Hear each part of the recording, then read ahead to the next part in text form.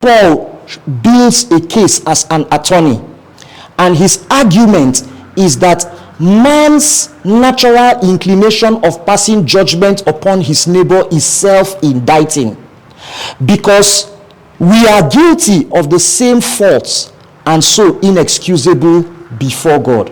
So the natural tendency of all humanity, as Paul was speaking to his audience, he says, hey, as human beings, we all think of ourselves as, we tend to think of ourselves as good people, and we judge others, we pass judgment on others, we find fault with others. But Paul says, hey, that is really us incriminating ourselves, because we are also sinners.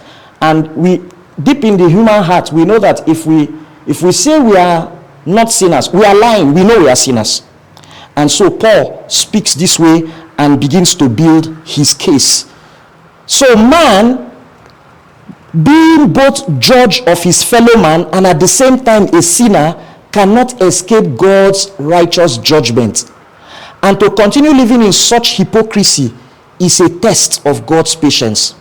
So man cannot be, we cannot be both judge and sinners at the same time. If we are judge, then we must be perfect. So this was Paul's address to this church, this community, this Jew, Gentile community of believers in Rome. And Paul is addressing them and he's building his case. And he says, you can't be both judge and sinner simultaneously. That's hypocrisy. In fact, that is even more self-incriminating.